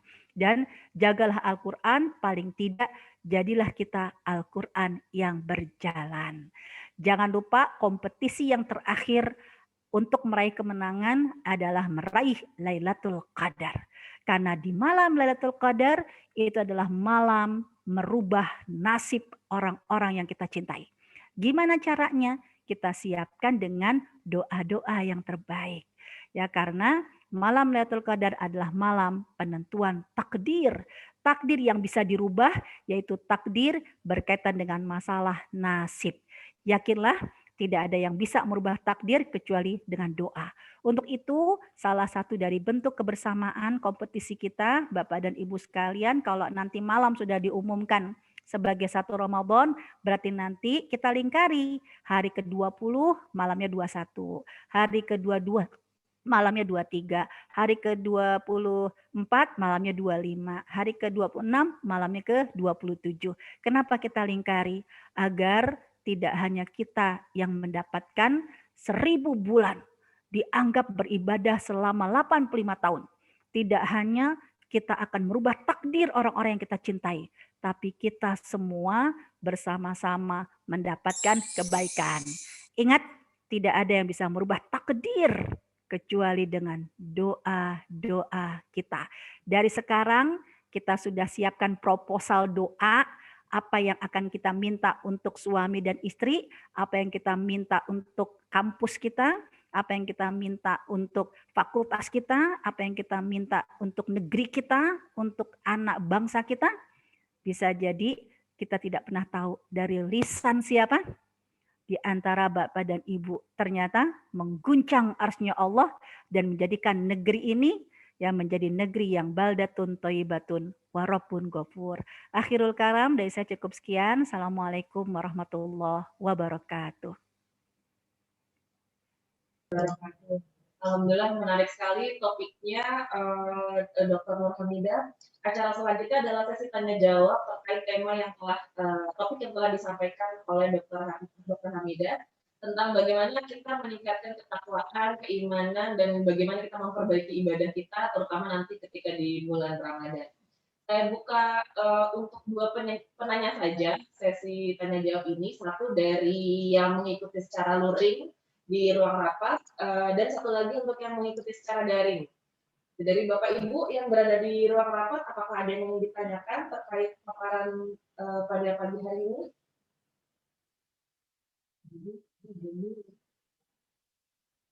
Baik. Atau dari yang mengikuti secara daring lewat Zoom, boleh kalau ada yang ingin ditanyakan, silakan nyalakan kamera dan mikrofonnya untuk bisa ditanyakan langsung ke Dr. Nur Hamidah. Oh, Bu Yani, silakan dari yang mengikuti secara daring di ruang rapat. Bu Yani Sofiani, silakan Bu. Ya, bisa masuk, saya masuk sini kok.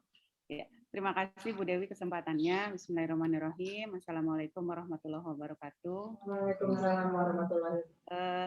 Terima kasih Bu Ustazah Dr. Nur Hamidah atas pencerahan yang diberikan. Izin bertanya, Ustazah, kebetulan saya seorang perempuan. Iyalah ya. Tadi yang terkait dengan paparan yang disampaikan, terkait dengan bagaimana meningkatkan ketakwaan kita ya, terutama saya sebagai seorang perempuan. Ini kaitannya dengan kewajiban perempuan nih, Ustazah. Saya waktu itu pernah baca bahwa kewajiban seorang perempuan itu yang pertama adalah waktu itu artikel yang saya baca, seorang perempuan itu apakah harus taat menjadi istri, menjadi ibu, atau menjadi yang lain begitu, Ustazah. Nah, di situ disampaikan bahwa yang pertama itu harus kita jalani adalah menjadi seorang istri. Kemudian yang kedua menjadi seorang ibu. Nah, yang ketiga baru menjadi seorang ya yang berkarir gitu ya. Nah, saya ingin tanggapan dari Ustazah seperti apa? Apakah benar urutan kewajiban seorang perempuan seperti itu? Kemudian agar saya juga bisa yakin gitu ya betul langkahnya dari urutan itu gitu, Ustazah. Tanggapannya, saya mohon tanggapannya Ustazah. Terima kasih. Ya, terima kasih Bu Yani. Dijawab satu-satu atau dikumpulkan dulu? Boleh? Ya, baik. Ibu, saya izin bertanya. Oh ini Alif, ya silakan. Ini sebutkan Anda semester berapa dari prodi apa? Saya Alif Maulana Syah dari kelas 2C semester 2. Izin bertanya. Saya tadi memperhatikan penjelasan Ibu yang pembukaan tentang Nabi Adam dan Ibunda Hawa. Saya mau bertanya, Bu. Kan Nabi Adam dan Ibunda Hawa itu di surga Firdaus yang dijaga pintunya oleh malaikat. Terus beliau Nabi Adam dan Ibunda Hawa itu diturunkan ke bumi karena memakan buah kuldi ya Bu. Karena digoda oleh setan yang masuk ke dalam surga. Apakah malaikat penjaga surga itu lalai Bu terhadap tugasnya? Itu yang pertama. Yang kedua, setelah diturunkan ke bumi, apakah sebelum Nabi Adam dan Ibunda Hawa diturunkan ke bumi, itu sudah ada bumi, Bu, atau belum? Terima kasih. Biasa nih anak mahasiswa kritis kalau nanya. Ya, terima kasih. Mohon izin Bapak dan Ibu saya menjawab. Yang pertama dari Ibu Yani, kalau kita kepingin tahu sebenarnya fungsi dan peran kita sebagai seorang perempuan apa sih yang diinginkan oleh Allah Subhanahu wa taala. Mari kita belajar dari panggilan Allah terhadap kita sebagai seorang perempuan. Allah memanggil kita dengan panggilan apa sih di dalam Al-Qur'an? Nah, ternyata satu, Allah memanggil kita dengan panggilan al-mar'ah. Nah, yang kedua, Allah memanggil kita dengan panggilan al-unsa. Saya sebutkan aja dulu satu-satu. Tapi kenapa nama surat buat kita kok bukan suratul mar'ah? Nama surat buat kita untuk perempuan bukan suratul unsa. Tapi nama surat buat kita nama surat An-Nisa. Berarti 3 kosakata ini Allah panggil beda-beda, ada makna dan ada maksud serta tugas masing-masing. Dan tidak ada saling tabrakan tapi saling menguatkan. Ayo kita lihat contoh ketika Allah memanggil kita dengan sebutan al-unsa. Contoh surat Al-Hujurat surat 49 ayat yang ke-10 ayat yang ke-13. Ya ayuhan nas inna khalaqnakum min dzakari wa unsa. Wahai manusia, ingat awal mulanya Allah ciptakan satu laki-laki, yaitu yang berkelamin dzakar. Wal unsa, seorang perempuan berkelamin ya misfi, vagina. Artinya ketika Allah memanggil kita dengan panggilan al-unsa, berarti Allah menyuruh kita kenali dulu diri kamu sebagai laki-laki atau sebagai perempuan, bukan society, bukan keinginan kamu. Tapi kamu menjadi laki-laki dan menjadi perempuan tergantung hak prerogatif Allah, yaitu bentuk kelamin yang Allah ciptakan. Ya, kalau kamu bentuk kelaminnya dzakar, berarti kamu harus siap menjadi seorang laki-laki. Kalau Allah ciptakan kamu dengan bentuk kelamin al-unsa, vagina, berarti kamu harus siap menjadi seorang perempuan. Kayak gitu, satu. Terus yang kedua, saya pernah Ibu Yani, waktu saya disuruh ngisi tentang fikih ya, biasanya kan fikih wanita kan. Ya, belum saya bahas tentang fikih wanita, udah ada yang komplain.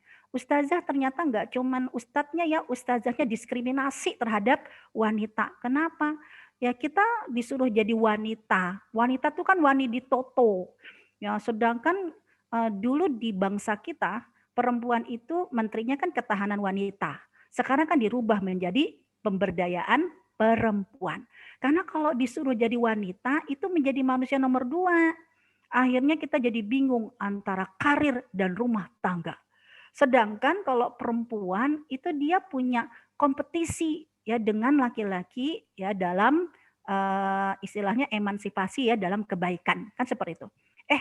Anda jangan komplain sama saya dengan panitia yang nulis fikih wanita. Aslinya ketika membahas dengan fikih, para ulama menyebutnya dengan fikun nisa. Bukan fikih al-mar'ah. Kalau gitu, ayo kita harus tahu apa bedanya al-mar'ah dan an-nisa. Al-mar'ah, lihat contohnya. Di dalam surat An-Nisa, nama suratnya An-Nisa. Tapi Allah memanggil dengan panggilan Al-Mar'ah, itu khusus surat An-Nisa ayat 128. Kenapa? Karena ketika Allah memanggil kita dengan Al-Mar'ah, berarti seorang perempuan yang berstatus nyonya. Karena imro'ah itu istri. Contoh tadi yang Ibunda Asia, daraballahu mathala lil ladzina kafar imro'ata fir'aun, nyonya. Jadi ayat-ayatnya beda. Kalau ayat-ayat tentang al-unsa, tentang kelamin perempuan, biasanya tuh ayat-ayat tentang reproduksi. Ya, tentang akhirnya setelah reproduksi menjadi laki-laki dan perempuan, anak laki dan perempuan, nanti hukum nasab, ya hukum warisan. Kan seperti itu. Allah tidak memberi nama panduan hukum surat buat kita dengan suratul unsa. Anda boleh protes sama Allah kalau kita dikasih nama panduan suratul unsa. Berarti ya Allah, Allah cuma nyuruh kita icon seks. Ya, dan Allah tidak memberi nama buat kita dengan suratul mar'ah. Karena kalau mar'ah berarti hanya posisi sebagai seorang istri. Kalau seorang istri, seorang ibu berarti hanya ngurusin sumur, kasur, dan dapur. Ya, kalau Allah memberi nama panduan buat kita dengan suratul mar'ah, kita boleh protes. Allah zalim. Berarti kita hanya ngurusin sumur, kasur, dapur. Buat apa ibu doktor kuliah S3, toh ujung-ujungnya ke sumur, kasur, dan dapur. Kan begitu. Kita boleh protes. Ternyata Allah tidak memberikan panduan buat kita dengan nama suratul mar'ah. Tapi Allah beri nama panduan buat kita dengan surat An-Nisa. Karena An-Nisa berisi tergantung di mana posisi kamu. Biar bagaimanapun kamu adalah al-unsa. Berarti kamu harus siap-siap menjadi seorang perempuan yang diatur oleh Allah. Ketika kamu di rumah, berarti posisi kamu adalah al-mar'ah, istri. Kalau kamu sudah di rumah, mohon para dokter-dokter perempuan, para dekan-dekan, jangan bawa status sosial ke dalam rumah. Biar bagaimanapun ketika Anda di rumah, Anda adalah seorang istri yang memberikan kenyamanan untuk suami. Anda seorang ibu, kalau kita bawa gelar sosial ke rumah, akhirnya ribut. Di kantor, di kampus aku dihormati, aku disediain makan dan disediain minum. Ada OB-nya. Di rumah, si bapak, si suami nggak boleh ngelihat istri duduk manis. Baru duduk manis, ya si bapak bilang, nah, kan begitu kan? Ya Allah, bener-bener deh yang nggak dihormati di rumah. Ketika Anda di dalam rumah, lucuti gelar-gelar sosial Anda. Ya, tapi An-Nisa memberikan satu hukum. Nama An-Nisa itu dari awal ayat sampai akhir ayat berisi tentang panduan-panduan di mana Anda berada. Ketika ada di masyarakat, ada dalam surat An-Nisa 36. Anda punya kewajiban sebagai anggota masyarakat. Apa yang harus kita lakukan? Apa yang harus kita lakukan untuk masyarakat kita kontribusi kebaikan? Cuma satu ayat. Ya, yang menyangkut ipolexos buthankam. Allah atur ketika kamu keluar dari rumah, tergantung posisi kamu, yang penting tugas kamu adalah wa'budullaha wa la tusyriku bihi syai'a, ibadah kamu kepada Allah, niat ibadah, kemudian wabil walidaini ihsana. Siapapun orang-orang yang kamu jumpai di luar rumah, kamu harus berbuat baik. Ketemu sama kedua orang tua, ketemu sama tetangga dekat, tetangga jauh, teman sejawat, itu disebut oleh Allah Subhanahu wa taala. Jadi singkat cerita Ibu Yani, kita tidak bisa untuk disuruh menomor, ya, memberikan urutan. Nomor 1 tugas istri ibu. Enggak, di mana posisi ibu sekarang? Kalau ibu sedang ada di kantor, tugas ibu adalah sebagai anggota masyarakat yang terikat dengan kewajiban, ya, kesepakatan yang ada di kantor, yang ada di dunia kampus. Tapi ketika kita pulang ke rumah, lucuti semua status kita. Kita adalah seorang istri dan seorang ibu. Wallahu a'lam. Ini yang pertama. Terus yang kedua, ini pertanyaan mahasiswa. Saya paling suka sama mahasiswa. Jadi kalau sebagai dosen, jadikan pertanyaan mahasiswa adalah ilmu buat kita. Karena kalau gara-gara ditanya, mau nggak mau kita nyari jawaban. Kan begitu? Ya, anakku ketika bercerita tentang Nabi Adam dan Hawa, kok bisa-bisanya setan itu menggoda Nabi Adam? Emangnya nggak dijaga sama malaikat? Ayo kita lihat surat Al-A'raf, surat ke-7 dari ayat ke-11 sampai ayat ke-18. Ini menceritakan waktu di surga yang menjadi penghuni adalah 3. Pertama manusia, itulah nenek moyang Nabi Adam dan Ibunda Hawa. Yang kedua malaikat. Yang ketiga siapa? Iblis. 3-tiganya itu semua kumpul di surga. Padahal surga kan tempat yang penuh dengan kenikmatan. Surga Firdaus loh. Ya, penuh dengan kenikmatan. Tapi kok mereka langsung tinggal di surga secara instan? Disitulah Allah Subhanahu wa Ta'ala memberikan proses ujian. Karena harus ada ujian. Ujian semuanya diberikan oleh Allah. Pertama, malaikat diuji. Dengan apa? Allah menjadikan manusia sebagai khalifah di muka bumi. Ternyata dalam surat Al-Baqarah ya, di ayat yang ke-30-an, kan malaikat protes kepada Allah. Ya, kenapa engkau jadikan khalifah adalah manusia, sedangkan mereka suka membuat kerusakan. Ya, mereka yufsikud dima, ya, suka menumpahkan darah dan membuat kerusakan.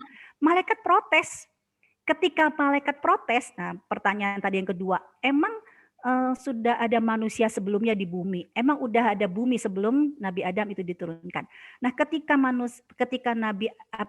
malaikat itu protes pada saat Allah mengatakan ini ja'iluka fil ardi khalifah. Allah akan menjadikan manusia sebagai khalifah di muka bumi. Kan malaikat protes. Apakah ketika malaikat protes, malaikat udah tahu bahwa manusia pernah membuat kerusakan di manusia, di bumi? Apakah sudah ada bumi sebelumnya yang dirusak oleh manusia? Belum. Dari mana kok malaikat mengatakan kalau manusia membuat kerusakan? Jangan lupa anakku, semua takdir Allah Subhanahu wa Ta'ala sudah simpan di Lauhil Mahfuz. Nah, malaikat itu melihat apa yang ada di Lauhil Mahfuz. Jadi udah nobar. Udah ngelihat tuh tragedi tahun ini semua ulah manusia. Nah, malaikat protes, tapi malaikat lalu diingatkan oleh Allah Subhanahu wa Ta'ala dan malaikat bertobat. Berarti malaikat setelah diuji menyadari kesalahan lalu tetap diperbolehkan tinggal di surga. Kemudian yang kedua siapa yang diuji oleh Allah? Iblis. Ya, kan seniornya manusia adalah malaikat dan iblis. Iblis diuji. Ya, karena kalian instan tinggal di surga, berarti kan harus diproses ujian. Diuji dulu iblis. Gimana cara mengujinya iblis? Iblis diminta oleh Allah dalam surat Al-A'raf ya ayat ke-11 untuk usjudu li Adam. Sujud kepada Nabi Adam. Ya, iblis nggak mau sujud kan? Allah tanya dulu kenapa kamu nggak mau sujud? Ternyata iblis menyatakan keengganannya, sombongnya. Sebab itulah yang akhirnya iblis diusir oleh Allah Subhanahu wa Ta'ala. Betul, iblis kondisinya sudah diusir. Itu sampai ayat ke-18 surat Al-A'raf. Di ayat ke-19-nya Nabi Adam. Nabi Adam diminta oleh Allah, tinggallah kamu di surga bersama dengan istrimu. Uskun anta wa zaujukal jannah. Tapi Allah sudah mengingatkan ujian kepada Nabi Adam. Apa itu ujiannya? Kamu harus ingat, la taqrabu hadhihi syajarah. Jangan dekati pohon ini. Dan ingat musuh kamu adalah setan. Nah, itu ujian dari dari Allah kepada manusia. Ternyata iblis yang udah diusir, gimana caranya? Kok bisa menggoda Nabi Adam? Ayat yang ke-20 udah dibocorkan oleh Allah. Caranya iblis menggoda Nabi Adam dengan waswasa lahumasyaiton, dengan bisikan. Bapak dan Ibu, ini menunjukkan kalau iblis itu menggoda manusia dari jarak jauh dan jarak dekat. Dari jarak jauh melalui bisikan. Karena apa? Karena iblis ketika membisikkan manusia bukan lewat telinga. Kalau manusia kan lewat telinga, harus dari dekat. Tapi iblis membisikkan manusia dari jarak jauh. Karena yang dibisikkan adalah alladzi yuwaswisu fi sudurin nas. Iblis membisikkan cara menggodanya dengan cara bisikan kepada Nabi Adam. Lihat dahsyatnya bisikan iblis. Mampu menembus dinding surga. Apalagi dinding rumah kita. Maka Allah menyuruh kita untuk meminta perlindungan kepada Allah dari bisikan iblis yang dari jarak jauh. Dan juga minta perlindungan dari jarak dekat. Kalau jarak dekat gimana caranya? Surat Al-Mu'minun, Allah menyuruh kita berdoa agar terlindung dari 2 cara setan. Rabbi a'udzubika min hamazatis syayatin, dari bisikan, itu dari jauh. Wa a'udzubika Rabbi ayyahdurun, dari kehadiran, itu dari jarak dekat. Bisa kesurupan, bisa datang, bisa dengan peredaran darah segala macam. Jadi anakku, ya ketika iblis ya Ananda Alif ya, ketika iblis menggoda Nabi Adam, walaupun sudah keluar dari surga, tapi dahsyatnya bisikan iblis mampu menembus dinding surga. Hati-hati statement kayak begini karena memang ada upaya-upaya Israiliyat, orang-orang Israel yang menambah-nambah cerita, yaitu iblis sampai menyerupai ular yang bersembunyi ya, menjelma menjadi ular. Kalau kayak begitu pastilah tipe-tipe anak-anak yang kritis seperti Ananda Alif akan berpikir, emangnya malaikat nggak tahu, nggak bisa bedain mana ular mana iblis. Nah, karena itu adalah upaya orang-orang Israiliyat, dongeng-dongeng Bani Israel untuk merusak sebuah keaslian dari apa yang dimaksud oleh Allah di dalam Al-Quran. Jadi tidak ada bumi yang lain kecuali bumi yang ini. Malaikat taunya karena semua sudah terekam di dalam Lauhil Mahfuz. Wallahu a'lam bishawab. Lauhil Mahfuz. Bapak Ibu serta mahasiswa-mahasiswa FNIK UMJ, waktu menunjukkan pukul 11.48 yang mana kita harus mengakhiri sesi diskusi pada kajian hari ini. Semoga di lain kesempatan kita dapat berdiskusi kembali dengan Ustazah ya, Bu Hamidah. Kami ucapkan terima kasih kepada Dr. Hamidah atas penyampaian materi yang sangat bermanfaat. Semoga kita semua diberi kemudahan dalam memahami dan mengaplikasikan ilmu yang kita dapat. Selanjutnya di penghujung acara ada pembacaan doa yang akan disampaikan oleh Dr. Syamsul Anwar, Magister Keperawatan Spesialis Keperawatan Komunitas. Kepada Bapak Syamsul, waktu dan tempat dipersilakan. Assalamualaikum warahmatullahi wabarakatuh. Baik, kemudian mari kita sejenak untuk berdoa. Allah Subhanahu wa Ta'ala atas beberapa nikmat yang diberikan kepada kita. Seperti yang sudah disampaikan oleh Pak Dekan tadi, saya juga berdoa untuk staf dosen kita Pak Ahmad Supriyatna yang pada hari ini sudah dipindahkan dari ruang COVID ke ruang ICU biasa. Jadi mudah-mudahan kebaikan akan terus berlanjut untuk beliau yang tadinya fluktuasi panasnya tidak stabil, sekarang sudah mulai stabil. Ya, kita melihatnya ada frekuensi yang cukup tidaknya terlalu lama gitu yang timbul panas kembali. Sekarang ya mudah-mudahan nanti kita lebih baik. Baik, kita istighfar dahulu. Astagfirullahaladzim. Astagfirullahaladzim. A'udzubillahi minasyaitonir rajim. Bismillahirrahmanirrahim. Alhamdulillahi rabbil alamin. Hamdan syakirin, hamdan alamin. Hamdan yu'afina wa yukafi mazidah.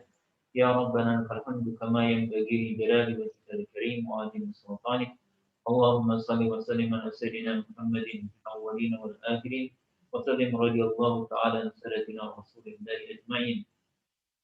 Rabbana zalamna anfusana wa in lam taghfir lana wa tarhamna lanakunanna minal khasirin. Allahumma barik lana fi Sya'ban wa ballighna Ramadan wa sihhatil 'afiyah wa salamah. Allahumma afina fi badanina, Allahumma afina fi sam'ina, Allahumma afina fi basarina. Bismillahilladzi la yadurru ma ismihi shay'un fil ardi wa la fis samaa'i wa huwas samii'ul 'aliim.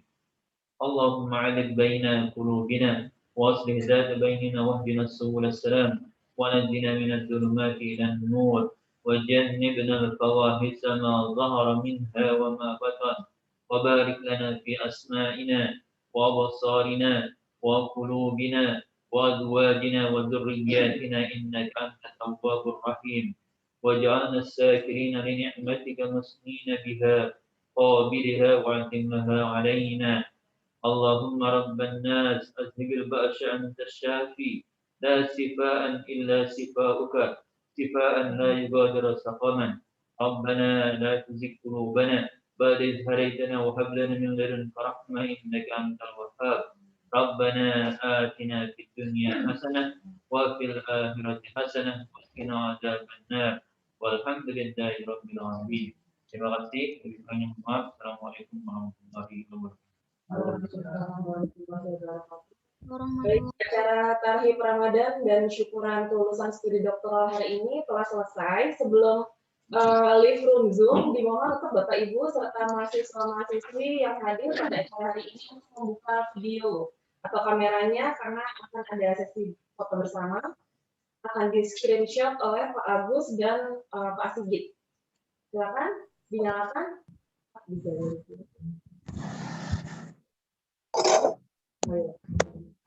Oke. Baik, silakan dinyalakan kameranya Bapak Ibu semua. Ada beberapa slide. Silakan. Yuk, screenshot Pak. Slide 1, slide 2, slide 3, slide 4. Oke, lanjut slide 5, slide 6. Silakan nyalakan kameranya, mahasiswa-mahasiswi. Slide 7, slide 8. Sekali ya. Silakan lanjut terus. Kamu sudah sampai slide 12. Silakan lanjut lagi. Ada lelah. Capek. Baik. Ucapan terima kasih kepada Ibu Dr. Nur Hamidah, Magister Agama yang telah menyempatkan waktunya untuk mengisi Tarhib Ramadan pada pagi hari ini. Kepada Bapak Ibu dan mahasiswa semua yang sudah berpartisipasi dalam acara Tarhib Ramadan juga. Kita tutup dengan membaca hamdalah. Wassalamualaikum warahmatullahi wabarakatuh. Waalaikumsalam warahmatullahi wabarakatuh. Terima kasih Bapak dan Ibu. Mohon izin, mohon pamit. Terima kasih Bu Ustazah Nur Hamidah. Sama. Assalamualaikum. Waalaikumsalam.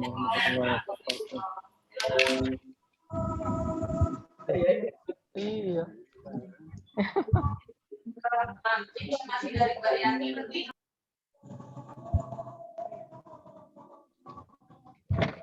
Selamat Upasa ya Ibu Bapak semua, mohon maaf lahir batin.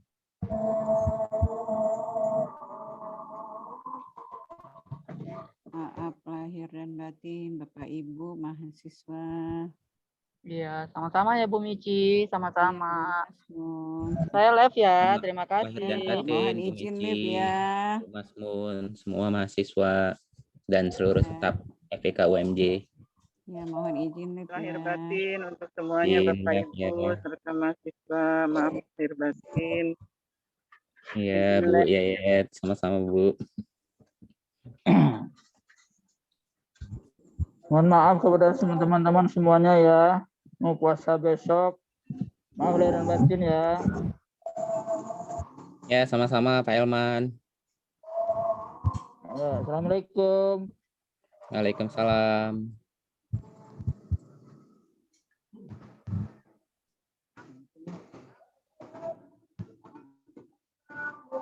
Ya. Ya, udah ke sono Pak Waris, Mas.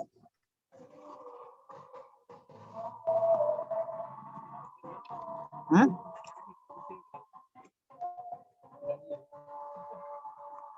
Bukan Mas, di bawah dulu, Mas. Itu ada. Hah?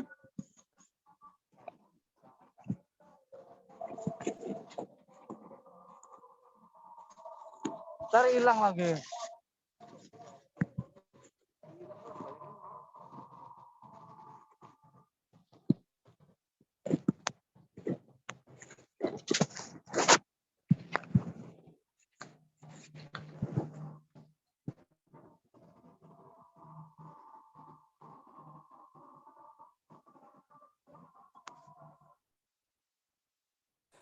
Maseng di jalan.